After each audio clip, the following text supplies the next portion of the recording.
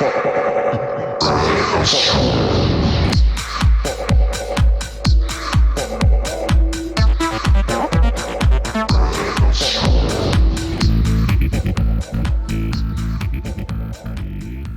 hello, naughty boys and girls. It is I, Disasterina. Welcome to Tasty Air Bits, the Disasterina Podcast. Here, we're all about the drag, the art, the trash, and the comedy. In my new episode, we have yet another stellar assortment of out-of-this-world contributors. Get your thinking caps on, weirdos, because the theme is science. Or is it science fiction? Maybe science affliction? Anyway, you better pop some adderalls and start cramming for the test, because we start off with community college science teacher Chadka's Introduction to Weird Science, and you know how rigorous that can be. I mean, just to apply, you gotta have a pulse. Then, we have author Ave Rose with a very dramatic and sexy reading of her darkly psychedelic science fiction story, That Book. Yes, nerds, science fiction can be very sexy. Then we talk to Lorelei, who is stuck in outer space, floating around in the most ridiculous way, in full quiche no less. Then on to an old school science fiction action adventure starring myself and Foxy Ashway. It's kinda like a radio play. Remember radio? No? Fuck you, millennials! It's kinda like Buck Rogers. Or Fuck Rogers, but without the porn. And finally, we talk to our exemplary musical maestro, Dr. Steve-O. They do most of the wonderful music you hear on this podcast, and I'm pretty sure they like science too. So, time to blast off, for she, he, and they blinded me with science fiction. Good luck Googling that one!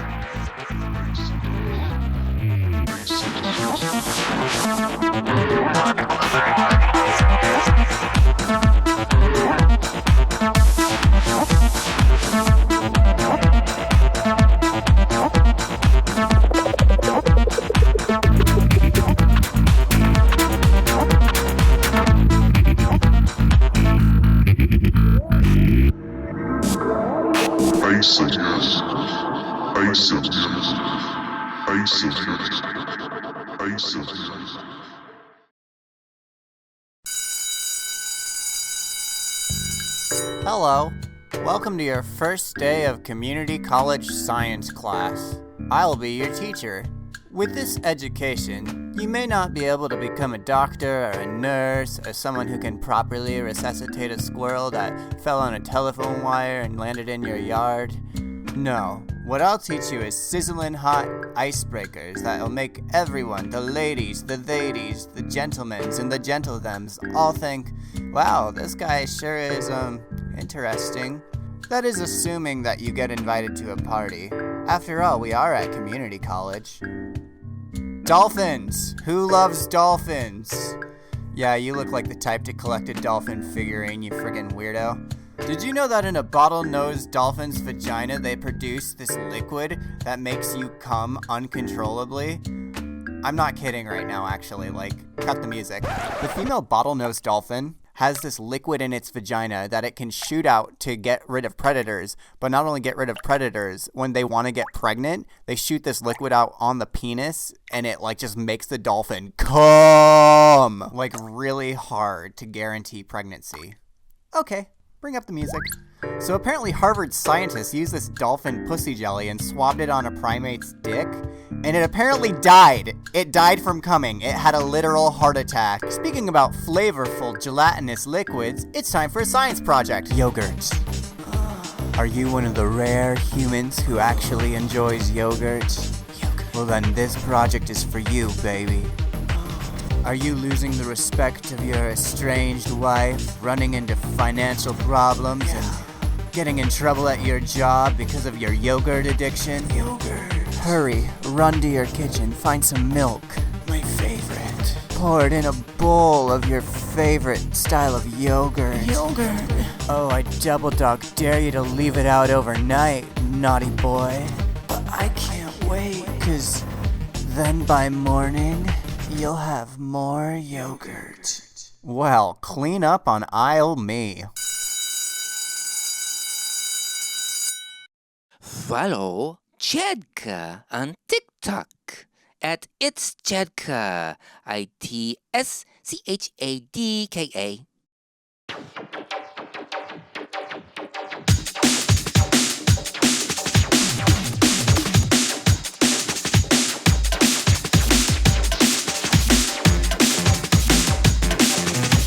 And now for a dramatic reading of the short story, That Book, by horror and fantasy author Ave Rose. Also with music by Adam Smith. Veer and Kat had always been an adventurous, experimental couple, and not just with food, music, places, and sex. Veer was an anthropologist and historian. Kat was a chemist and biologist. Both experts in their fields, they weren't your typical adrenaline junkies. They were obsessed with learning, analyzing, experimenting, and documenting the undiscovered. But unlike other pioneers of science, Veer and Kat never publicly shared their findings. They believed their most successful discoveries were obtained by combining mind-altering substances with natural human activities. Their first experience was with salvia, which they smoked while Veer was hard inside of Kat, as they became a seed that grew into vines that wrapped around the planet. They snorted ketamine, then hopped onto a keytar flying through outer space, landed on a warm red planet, and took a romantic walk on brick-colored sands of a solar beach. While Veer gave Kat cunnilingus on Moxie, he became a surge of light and she a crystal palace. Every lick was his refraction hitting her walls, creating rainbows. On 2CB, the noise from the subway sounded like an orchestra playing at the Disney concert hall. They tried to eat pizza on acid, but it tasted like candy. And although it was yummy, it just didn't seem right to eat a plate of candy for dinner. Right now, it must sound like a bunch of psychedelic drug trips happening in the heads of two weirdos. Yet if these were all in their heads, how could these individuals be experiencing the same phenomena in the same ways? Both being of scientific minds, they'd already taken into account the power of suggestion. So on their first adventures, they would separate after a trip to write down their journey. Each time, their written comparisons were so uncanny, they eventually ruled out that theory. After Veer and Kat had tried every naturally grown and artificially engineered mind-altering substance, they entered the realm of the occult, where they saw potions as an exciting, uncharted territory. They began with the virgin's blood concoction from an ancient recipe they spent a small fortune obtaining. After preparing and ingesting strictly as directed, both became 10 years younger for a week. They presumed the effects would continue as long as they could keep making the concoction, but they weren't interested in eternal youth, so it wasn't worth the trouble. Yes, dancing and mating as their younger selves was amusing, but nothing new. When embarking on this journey, they didn't expect a literal result. They speculated the potion would induce some kind of regression, where they could experience each other as children. However, the discovery that folklore could produce a result that wasn't just mind-altering, but physically altering, changed everything. And now these two were on a serious hunt for more.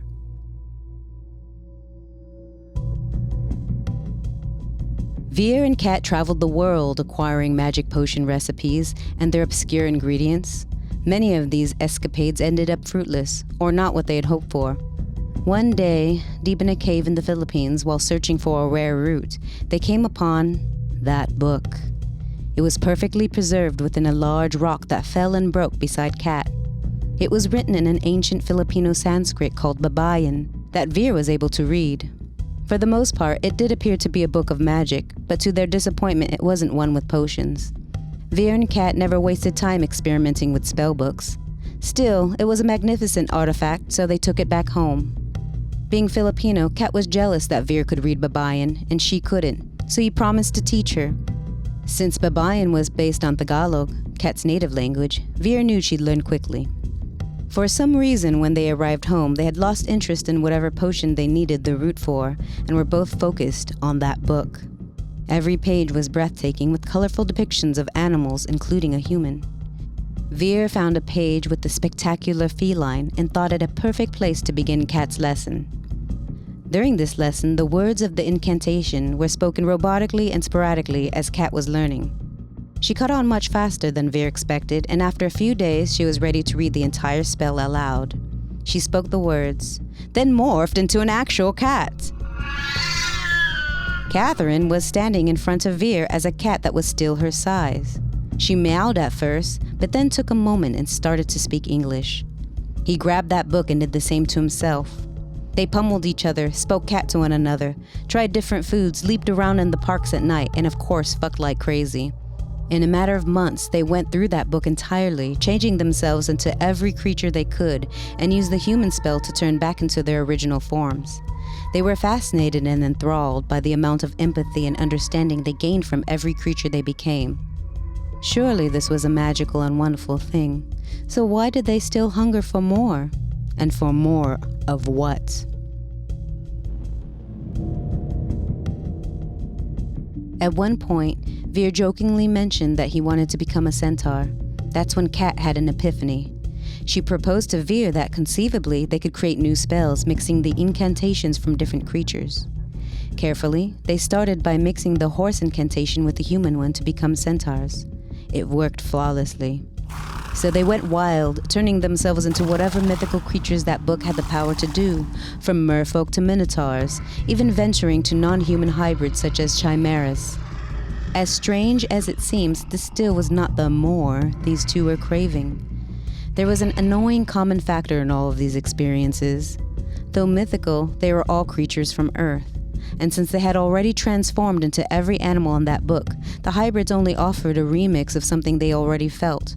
But what else could they do? After years of experimenting with that book, they became quite good at it. They started to feel the power of every word until they both came to the damning realization that the magic wasn't just in the incantations, it was in each word. Veer and Kat devised a plan to carefully select specific words from different spells in that book to create beings never described before, beings not of this earth, perhaps even not of this realm, to experience a physical phenomenon that would surpass the cosmic trips from their psychedelic adventures. Finally, after who knows how long, the words were chosen, the incantation was designed, and they were ready. Veer and Kat chanted the spell together, and this time was different. As their physical bodies began to change, so did their surroundings, so did their thoughts, their souls. The two reached out towards each other as they began to lose what it felt like to be human, losing that connection to Earth, that connection to one another.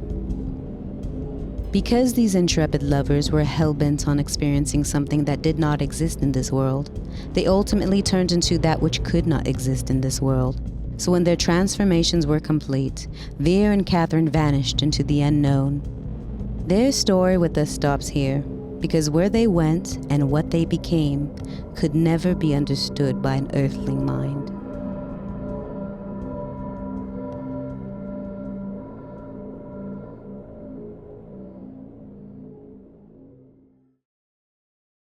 This story was published in the 4th issue of Forbidden Futures magazine, but is sold out. For more weird fiction for weird people, fully illustrated with vibrantly colorful art by award-winning fantasy artist Mike Dubish, go to forbiddenfutures.com and get the next issue now. Published by super sexy Daniel Adnes. Oh! Follow Ave Rose on Instagram at AVEROSE13, Ave Rose 13. Ooh. And now a word from our sponsors. From Out TV. Do you need release? Buckle up, baby girl. The fun's about to begin. Yeah! This here is Crazy Town, and you're the mayor of it. Why does the party always end up in the kitchen? I'm here to probe your black hole. Eat your heart out, bitch. Oh, yeah? Yeah. Let's get some joy. I had my heart set on a pizza dough. Fresh as fuck. Brace yourself. What is this thing? It's a party up in here. Don't be sorry, be better. I'm still the baddest demon around. I'm a sexy yin-yang, motherfucker! Feels like the real thing. Then freaking me the fuck out! Let's fry this bitch. Let the fisting begin! Psychiatrist. Now on Amazon.com, only $2 each high-def episode. Also available on the Out TV Apple TV channel. Sign up now, the first week is free. And also available on demand in the UK and Ireland via the Fruit TV, that's FROOT.TV channel. Use the code Disasterina for a free month.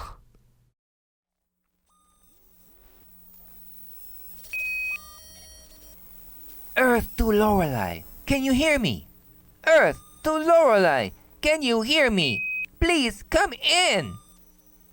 Disasterina, I've been stuck out here for a number of weeks now. I'm so glad that I could finally get in touch with you. Would you be willing to call NASA for me? Oh yeah, I've got him on speed dial over here.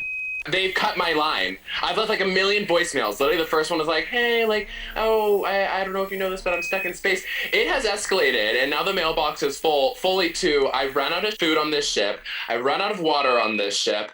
I can't even go pee without it just floating everywhere. I don't know what to do with it. They won't tell me how to flush it. Everybody out there, you heard it first from Lorelei. You think it's all like zero grav sex and everything? No, it's awful up there. They told me they wanted a luxury hotel. I tried to deliver, but honey, have you ever tried making a luxury hotel in space? That one time. And it did not work out. And you know it didn't work out. It's true, it didn't work out at all. But I'm just curious, whatever happened with your Drag Race Antarctica World Tour with Glaciera and the rest of the surviving cast? I don't know if you've been hearing, Disasterina, but the franchise has not been going well. What happened? Seasons are getting canceled left and right. No more season tours. No more RuPaul showing up baby pictures of the contestants. And the numbers are tanking, frankly, so bad that they stopped airing the season midway. What? Something about half of the contestants not even being alive and functioning while the cameras are rolling. I was wondering. I was there, and I can tell you, they weren't. What's the big deal? I was just getting like a bar pattern, you know, that colored bar pattern, and like a tone. At a certain point, now I know what happened. What is that screen even called? It has a name, but I forgot. I just call it the bars. The bars. You know what I need, honey? A bar of soap. I stink out here. Okay, let's get into this now. You are actually in space right now talking to us. Unfortunately, yeah, and I can't get back. Honey? Did they run out of jet fuel or something up there? Let's just say that it was all an accident in the first place. Me getting to NASA, me getting onto the ship with no one's permission, me taking off with no one's permission, me going out into the space mission, taking everybody on a tour of the luxury hotel. You know, they didn't know about that. So let me just say that they have a situation on their hands where it is Pride Month and there's a drag queen stuck out in space. And I don't care if I went on there with permission or without permission. I am just saying that they have a responsibility to the LGBT community.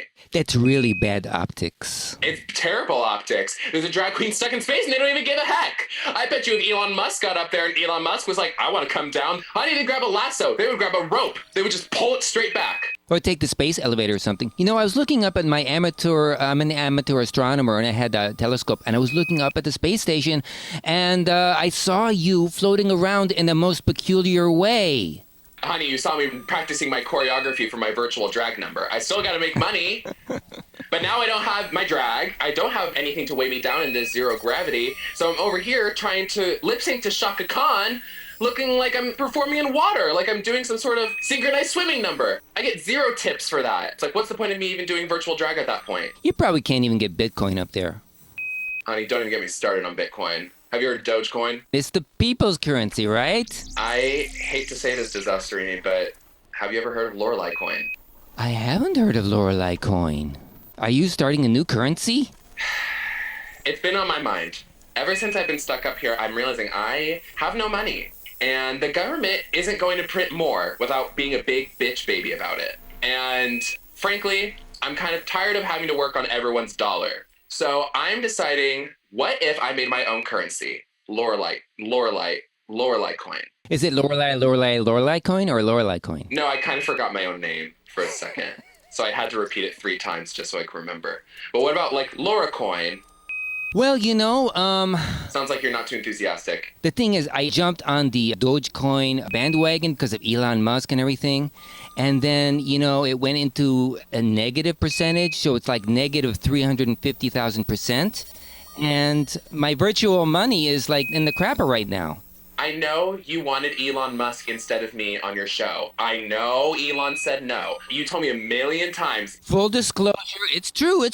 Elon couldn't make it for the show, so I hired you. Elon's not responding to the email, so I'm trying to get you. I know you're in space. Can you please be on the show? I get it. You want Elon Musk more than me. Trust me, so does NASA. I am telling you right now, if I was Elon Musk, I would be on Earth. But guess what? I'm not Elon Musk. My name is Lorelei. I'm the first non-binary person to ever go to space, and they won't bring me back. And I think that says something. You're getting the shaft. Whatever happened to supporting local artists? I know. I'm not so local anymore. Okay, let's go back a little bit. NASA invited you to do a resort in space. Was it going to be on the moon or in low Earth orbit or something? Disaster, I don't know if you know, but climate change is very real. This is something that I've learned being in Antarctica, honey. The ice caps are melting. I've seen it with my own eyes. We don't have much time left, obviously, and so NASA is wisely trying to invest in post-Earth plans and asked me, as an entrepreneur and an artist, to design the first luxury resort on the moon. Okay, now we're getting somewhere. Here I was trying to set a 5-star luxury experience. I wanted something that had the taste of the St. Regis, but was a little bit more modern, a little bit more chic, a little bit more for the kids. Okay. But also for the parents. I wanted something for people who are single, but also people who are in families. I wanted something for people who wanted to come and relax, but I also wanted to make something for people that wanted to come and party. I was trying to make it all happen. Actor, singer, dancer, model. Astronaut. Space cadet. Those are called space cadets. Okay, we'll call it space cadet. That's fine. Anyway, my whole point was I, was just trying to shoot for the moon and land in the stars. And guess where I am now? You're just floating around in a tin can. I shat for the moon and landed in the stars a little too literally. I shat on the moon. It's interesting. You are kind of like an accidental space tourist, right? The good way to look at this is, most space tourists, they go into orbit and they have to spend millions of dollars to get there. And with you didn't have to pay a dime. So you are up floating around the Earth, 3 million miles an hour, for free though. So it's not that bad, right? You're going where no queer has ever gone before. One small step for Queen. One big step for queendom kind. One small death drop for humanity. One giant wig reveal for alien kind. Was that it? It was something weird, like one small death drop for humans. It was something really weird, right? And that's why people thought it was fake. It was like, why would he say that? So anyway, the resort never got going. You're just like flying around. Do you have to eat all your food from those like plastic tubes? Well, this whole ship that I got sent on, it has all the classic bells and whistles of a spaceship, but they're trying to update and modernize a lot of the facets of space cadet living. So NASA did a collaboration with Buffalo Wild Wings where they made freeze-dried wings. And usually astronauts in the 60s, they were given freeze-dried beef or freeze-dried chicken. And I'm eating freeze-dried wild teriyaki wings. Wow, that sounds really, really disgusting. We've got to do something to get you back. We just got to figure something out. Maybe we can get a Kickstarter or something going to get you home? Or one of those WeFundMes or something? How much do you think it's going to cost for me to get back home? Millions of dollars. But maybe you could pay with Lorelei coin. Now you're really starting to kick up the gears in my head. But then my thing is why raise the money? And this is exactly what I was saying. Why don't we just print more money? That's what they usually do. If all these people are I don't have any money, why don't we just print more? Mm-hmm. And don't tell anyone. What's the big deal? Well, this is a good plan. Okay, I'm going to start up Lorelei coin here on Earth, And all these idiots will dive in there and say it's the queer currency. We get the gay stockbrokers. Well, Elon Musk is going to be into this for sure. He's not gay, but definitely he'll be into it. Well, he'll do anything for more market share. I mean, he even went on SNL. Yeah, isn't it sick? Come on. He will do anything. He will, it's true. And I think Lorelai coin could be like really the next big thing. You know what? You do that. You get to Elon. I'm going to tweet Grimes. Try to get the other way in, She'd be really into that, first of all. Drag Queen Stuck in Space, that's like her next album title, essentially. Yes. But I'm thinking, I go through her, you go through Elon. We kind of get them both onto Lorelai coin. Boom. It goes out from there. That is a fucking fantastic plan. I just thought of something. We can't have you come back down because then the stock prices are going to plummet. So unfortunately, you're going to have to stay up there for a while until we cash in. Sorry about that. But maybe we can send some other people up there to keep you company. Are you a bottom or a top? I'm versatile, but I need you to send the entire group of the Venga Boys. The Venga Boys? I am on the verge of having my mind implode out here because I've been out here for so long. And the only thing, do you understand me? The only thing that is going to get me any sort of sanity, any sort of semblance of reality, any sort of taste of hope that I get to come home one day is if I see the Venga Boys. Does PrEP work in microgravity? Fortunately, yeah. Okay, cool. Well, I feel really bad for you, but we do have a good plan started up here. And if it makes you feel any better, I could sing a little song. Only if I can give you a poem in return. Okay. All right, you first.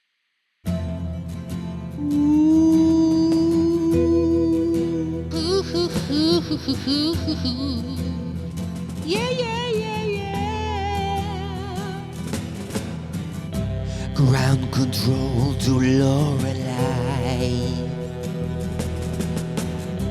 Ground control to Lorelai. Take your protein shake and put your makeup on. Ground control to Lorelai. Chicken cutlet, hip pads on. Check the wig glue and Meru's love come through.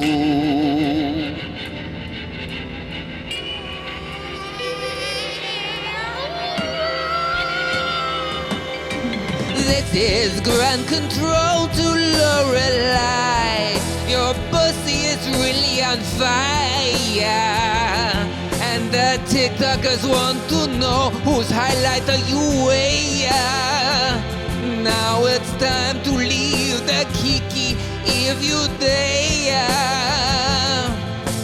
This is Lorelai to ground control. I'm sashaying through the door. I'm sissing my spacewalk in the most peculiar way. And my lace front, it look very different today. That's all I got. Disasterina, cancel the Venga Boys and get on a ship out here. I need you by my side serenading me because that brought me back. I'll do it because I love you and I love science. Can I give you a poem for that? I'm literally on the verge of tears right now. I'll try not to cry, but I want to give you a poem. Bring it. This is an acrostic that I wrote while I was in space. So, H is for, how did I even get out here? This place is really crazy. E is for, everyone knows a lot about space, but doesn't know a lot about being in it. L is for, lots to see out here, but also not lots of people to be with. Very lonely. P is for, please, please, please, please. M is for, might as well do my friend Disasterina's podcast because it's not like I'm going to be doing anything else out here in space. And E is for, Elon Musk can't do the show. He will never do the show because he is Elon Musk. And unless you get him to sell Lorelei coin, he probably will not ever be on the show. Do you know what that spells, Disasterina? I'm not sure. Spells HELPME. Help me, sweetie. Oh, okay. It's that bad that you're making poems with the first letter of every line spells out something that you really need. It's that bad. Okay. It's that bad. I'm writing the poetry anthology you told me not to write. It's that bad. Wow. You know, you remember that? I said I want to write that romantic poetry anthology. I want to release all my heart's desires onto the world. You said do not do that. Romance poetry is dead. Period. Wow. You really laid it on me and laid it on everybody out there. They're so concerned out in podcast land about you right now. But don't worry, we're going to get that Lorelei coin going. We need to get you safely here on Earth, on your 2 feet again. And just a little warning, once you get back down here, your legs are going to be a little wobbly because being in space for so long. They were already really wobbly as it was. That's true. I mean, that's what I hear. Well, I can't wait to walk worse. Well, Lorelei, do you have any final words? Yeah, I want to give a shout out to queer people and femmes who work in STEM. It is not easy. Trust me, I'm starting to realize that firsthand. Follow Lorelei on Instagram at YesLorelei. Don't ask me how to spell it, but here's a hint. It has lots and lots of vowels in it.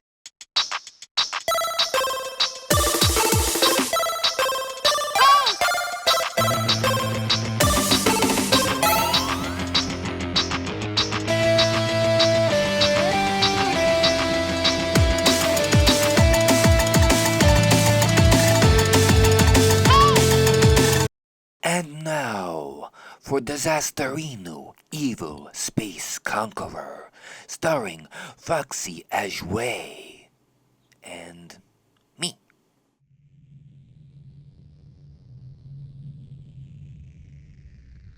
It's 75 million Earth years ago, in the Orion Cygnus arm of the Milky Way galaxy. Galactic Conqueror and evil despot Disasterina is leading her fleet of Tesla Roadster-shaped battle cruisers to the planet Tijiak.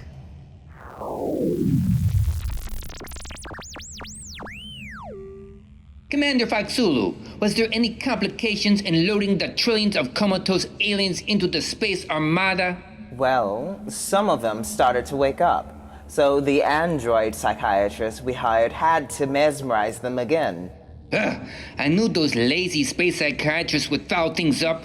I hope they don't expect overtime because they should have had that shit handled. Well, at least they got all those aliens into our giant space roadster. My main worry was that phony tax scheme.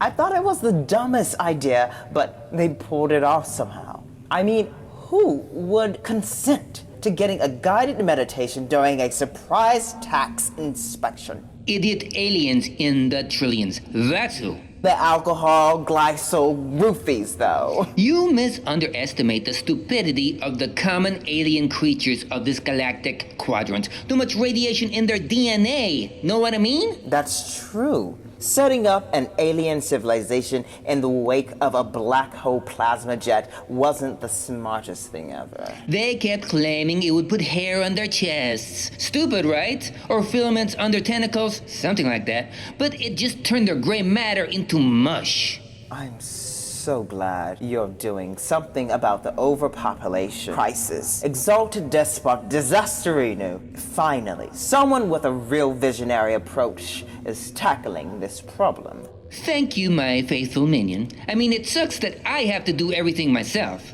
but I see it as a public service. I'm very happy we're thinning out the herds and the hordes. All these creatures are so needy, so smelly, and so repugnant. Ugh. Yeah, I hear you. Those freaks always causing problems. Making too much infrared radio noise, mind melding in public, and all that. We need to attend to the health of the galactic empire. And we all know the healthiest entities are the elite, like us. And I'm not just saying that because of the robot body that replaced my dying flesh. I mean, before that, at one point, I was like doing 15 pull-ups a day. And I tried to limit carbs the best I could. And I got lots of sleep. It's tough to stay fit, though. When you're warping through the wormhole, that's why I use the salad patch. Does that really work? Just slap it on and absorb 2 salads a day without even thinking about it. My doctor says I need more fiber. Do they have a lentil patch? No, but do a microchip instead. I don't know, too many chips, it goes straight to my love handles. I hear you. Anyway, how close are we to Earth, or TGAC, or TP Stack, or Elanville, or whatever the fuck they're calling it these days? A whole bunch of parsecs still. Cannot wait to enact my evil plan. Wait. We have a warning signal. A local disturbance has been detected by our... Oh, this stupid thing. It's always on the fritz. Ah, that should do it. I think it's a bad fuse, or a piece of gum stuck in the wiring. You sure about that? I mean, it looks like a warp signature. You worry too much. Listen, nothing could harm this ship. It's made of impenetrable nanofibers and graphene. And if you don't know what that is, you should look it up on YouTube. Not even a supernova could cause a scratch on this battle cruiser. Now, don't you want to hear my evil plan? It's a really, really evil plan. Sorry, my exalted leader, but what was the plan again? I just defrosted out of cryo yesterday, so still cleaning out the cobwebs all up in here.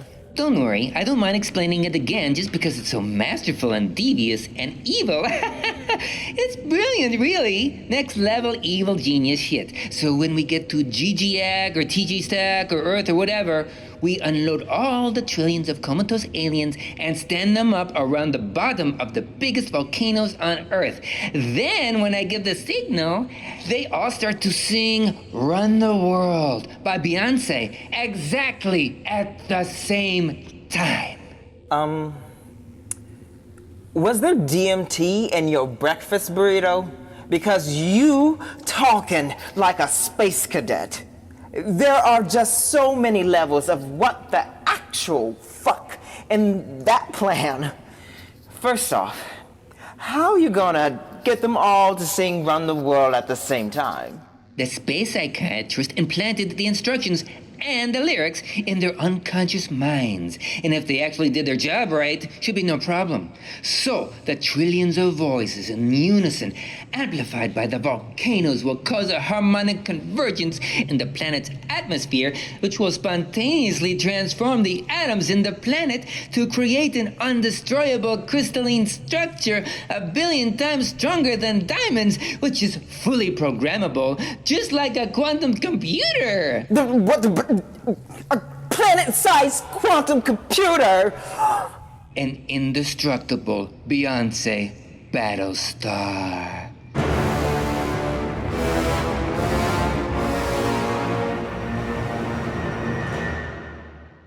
Good luck, rest of the Milky Way galaxy, trying to defeat that shit! And what happens to the aliens? They explode and then get absorbed. Better than a family of tribbles in a microwave. It's like the Borg meets Alderaan, but better. And the Earthlings? I guess they get absorbed too. I don't know. I didn't check the manual. You're a true evil genius. I'm an artista, bitch. And the galaxy is my canvas. This singularity, get it? Singularity will be my greatest masterpiece. Or maybe masterpiece, right? Sublimely, absurdly, exquisitely, beautiful annihilation. What's going on? Girl, I told you. It really was a warp signature and not chewing gum. We have 3 ships attacking us. What? This is an outrage. Are they from the Loyal Officers fleet? Bet. Looks like they're trying to separate our battle roadster from the rest of the convoy. Use regenerative braking. Copy that. Turn on ludicrous mode. We'll lick these simps. Dead ass. Ludicrous as fuck.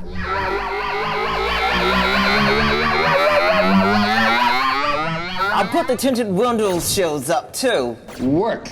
Okay, stupid loyalist. You think you can prevent me from transmutating 1 trillion roofied aliens? Well, try again. Eat my angel dust. You holding? Oops, I meant space dust. Fire! Firing now! Blast them! I'm blasting them, okay? Blast them harder! Don't worry, I'ma fuck them up. What the fuck was that? I don't know, Commander. Holy space farts, Batman! They've magnetized our ship together! They're gonna do a hostile takeover and board this bitch! Fuck! A hostile takeover? Where's Elon Musk when you really need him? Cash in that Grimes coin and buy us out, why won't you? Wait. A 1960s Batman reference? What, are you my grandma at Comic-Con? Okay. I went on this YouTube rabbit hole last night. Sorry, but maybe focus a bit here, Commander. We're about to be boarded. It's looking dire as shit right now. There's only one thing that can save our ships and repel these insipid marauders. Faxulu. Release Protocol 3.0. Or is it 3.1? No, it's 3.0. AKA the secret weapon. Oh, shit. You sure about that, Commander? I'm sure. It's the only way. Engage, number one. Make it so. Right. Now who's using outdated references, Captain Picard? Sorry, but that bald pointy head is so sexy. Just do it. Here we go. Hold on to something.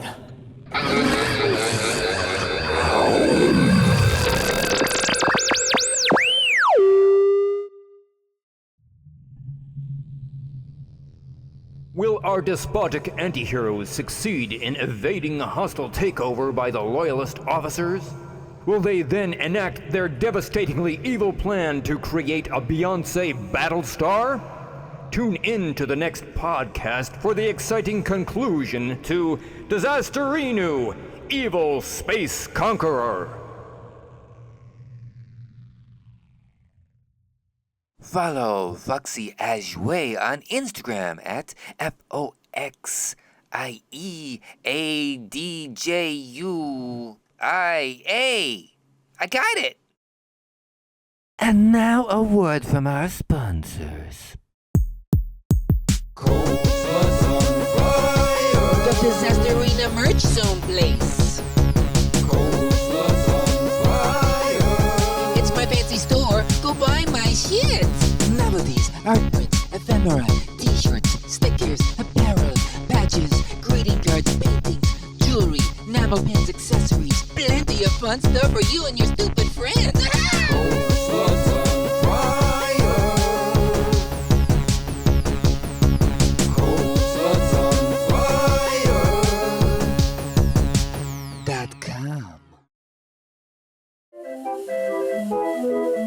Hi, this is Porkleborg the Mushroom Gnome. You are listening to the Tasty Earbits Podcast. Help support our endeavor by joining our Patreon at patreon.com/ColdSlutsOnFire. One word.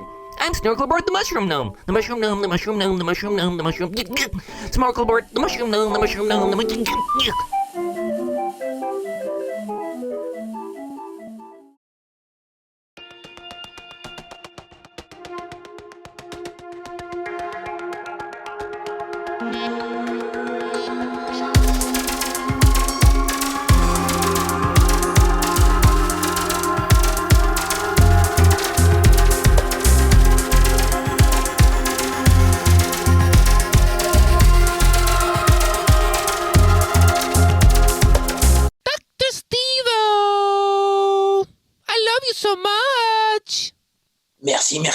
Merci. Bonjour, Disasterina. Thank you so much for doing all the wonderful music for my funny little podcast. It's actually the best podcast ever, so it's an honor for me. So good, so good. I didn't want to say so I'm glad you said so. No, it is really so good. It's so much fun. First, it's always fun, and all your guests are always amazing. I've discovered so many people. It's great. Thank you for your great podcast. Any old time. And people out there are listening to your beautiful, beautiful music on every episode, and they're like, who is that wonderful musician who is doing this awesome music? When did you start doing music? Well, I started many moons ago. I moved from Paris to London, and I started in a rock band.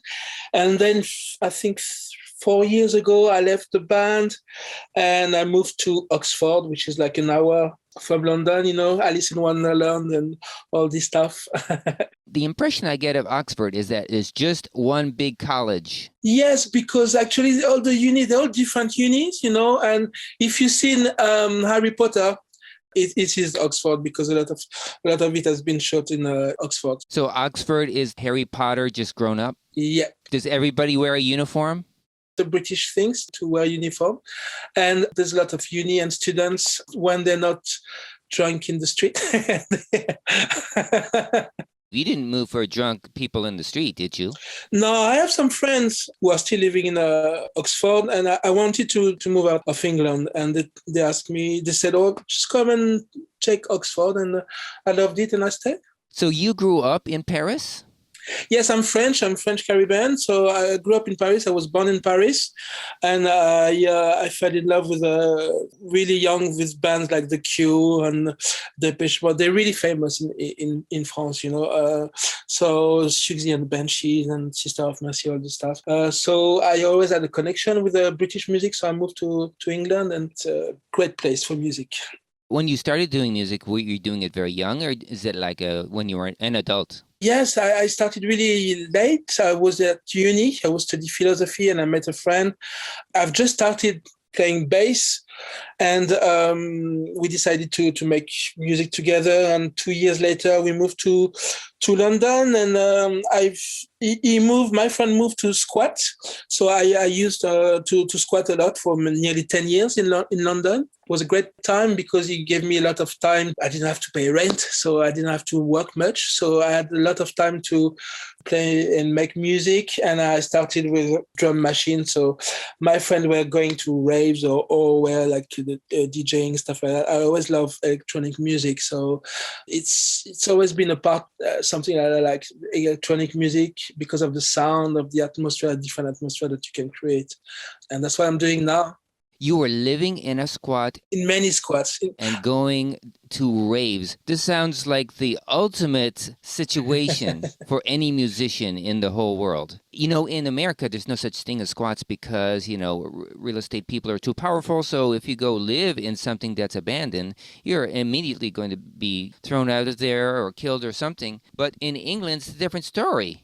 Well, it was legal to squat up until before the London Olympics, because they realized that they could make a lot of money with the empty places, so they changed the law, and then they cleaned a lot of squats. So now it's illegal, but up to before the London Olympics, it was legal. So it was amazing time. It was a great time.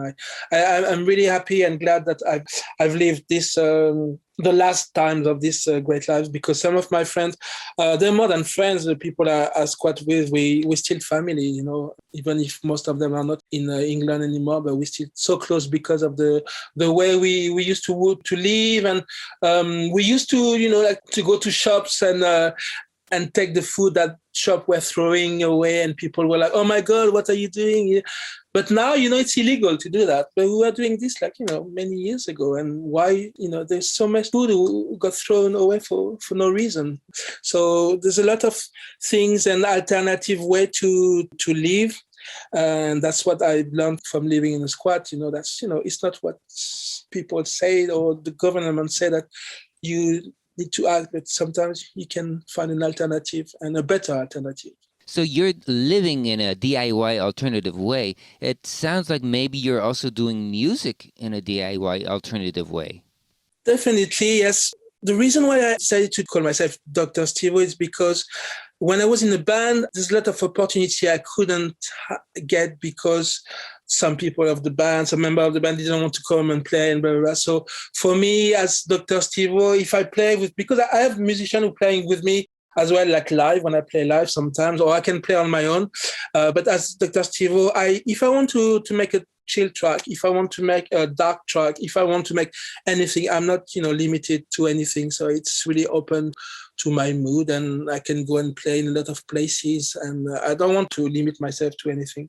You say you do live events. Mm-hmm. How different is that from the music that you do now? You asked me, I remember a few years ago, if I had instrumental music, and at the same time, I was making instrumental music, and some of them were picked up to, I don't even know where they get played. I don't know if it's apps or shops or stuff like that. So I developed this, and because for me, when I sing, it's I have a specific voice, so it's usually kind of dark tracks, when I sing. But I like other type of music. So when I don't sing, for me, it's freer. So I've got the instrumental stuff and the stuff where I play with more instruments and musician usually when I sing. So it's either I play bass or when I sing, or everything is electronic. Now I've got what's called like a launch pad. And lately I've done a live with some visuals, like you are on the visuals, and other great artists like Maxi Glamour and... Love Maxi Glamour. Such a nice person, and other drag kings as well, like, I don't know if you heard about Sleazy Manzini. And I have. I know them intimately, an intimate friend. You two guys are such a great couple, amazing, both of you.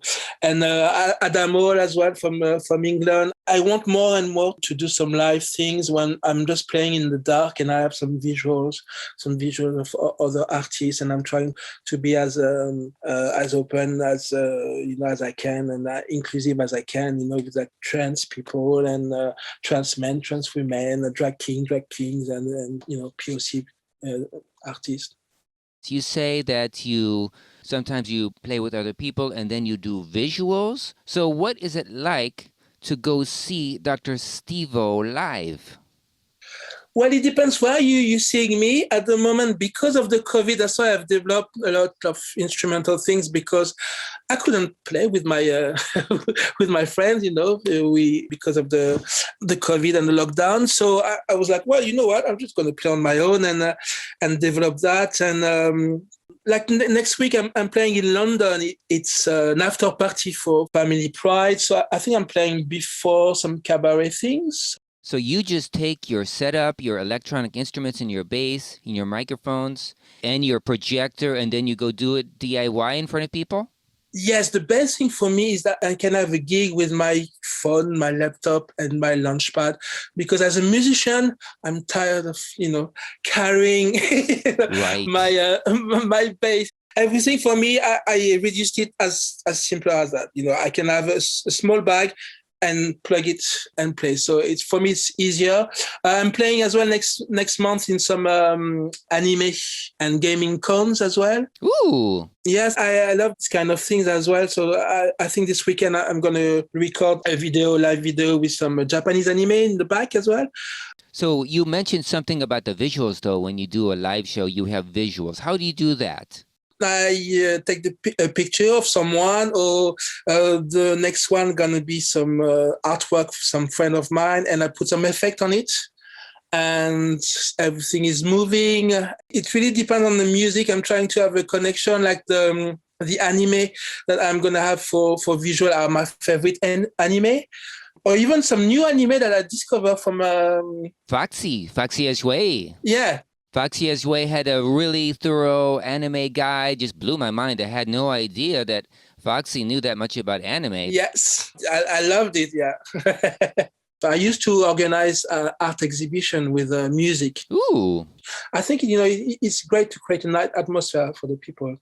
So when you have visuals, you have a projector. I usually ask the venue if... Oh, okay, good. So that's how you can keep it DIY, and that's how you can get on the subway and go and do it. If they have one. Otherwise, I have to bring one.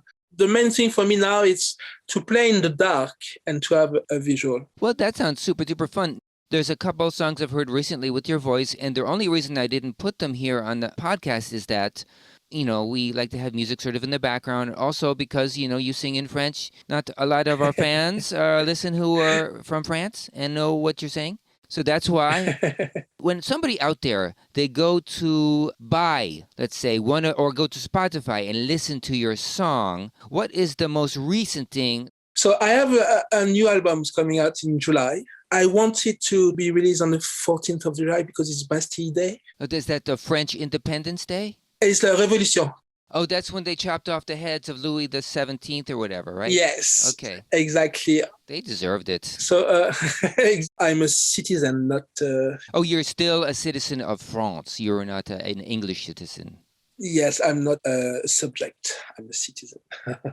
Good. I like that better. Who wants to be a subject when he can be a citizen? Well, a lot of people actually, love this family. I'm not going to mention that family, but they come and see them, and I think it's they represent what I hate the most in the world. It's I think we should all have a chance, in the world, regardless of our origin, of our race, of our gender. And I think what this family and some family represent are total opposite of what I believe in.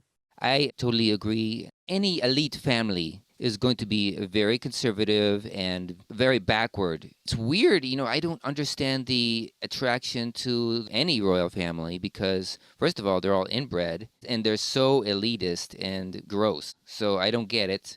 But I'm glad that you don't have to kiss the ring. I'm glad you're still a citizen of France.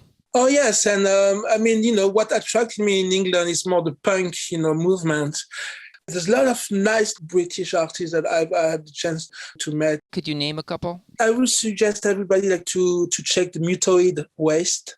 Mutoid Waste. Yes, they're doing amazing sculpture, like robots and stuff, and they're huge. And I think some of them did some Mad Max movies and stuff like that. It's amazing. I've seen some of the exhibition, and I think some of them are not even living in England anymore, but some of them are here. Totally alternative, and it's in the same spirit as Banksy. It's all like alternative.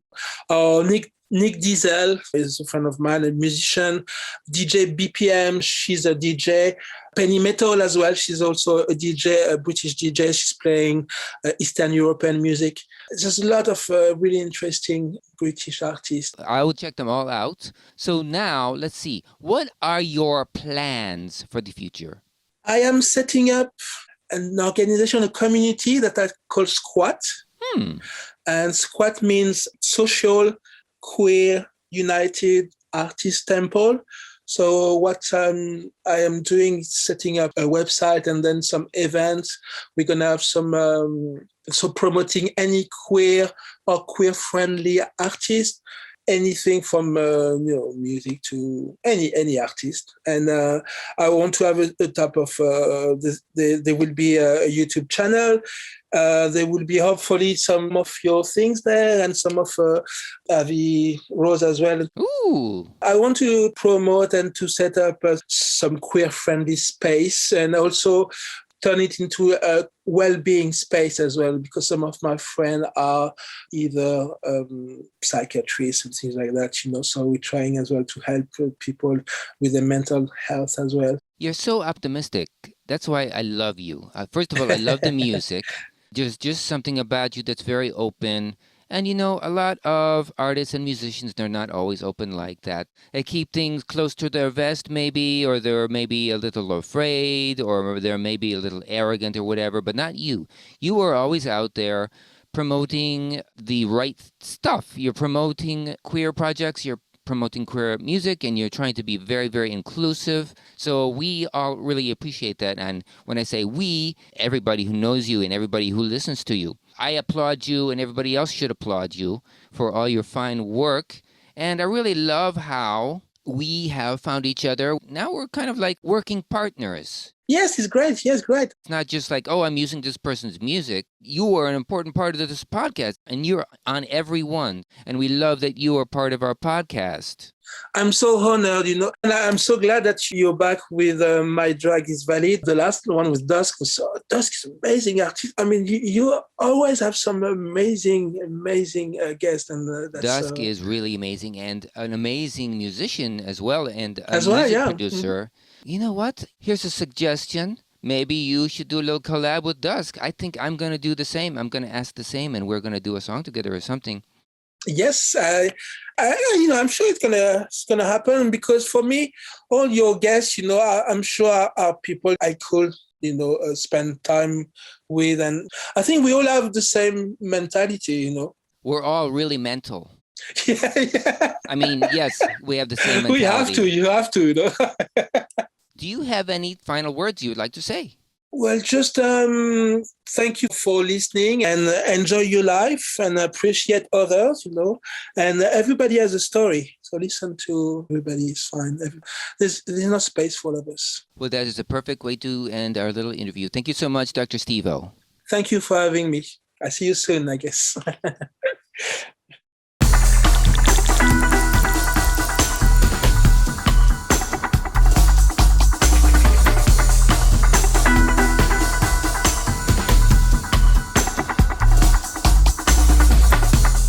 Thank you so much to all my contributors. I love you so much. Sassy grunting. Music for the podcast by Dr. Steve-O. Go to drstevo.com. DOCTORSTEEVO.com. If you want to help this podcast out, please do so. Go to patreon.com/Coleslaws on Fire, one word, and just drop a few greenbacks for us so we can keep on going. We can buy some 3-day-old soup or something.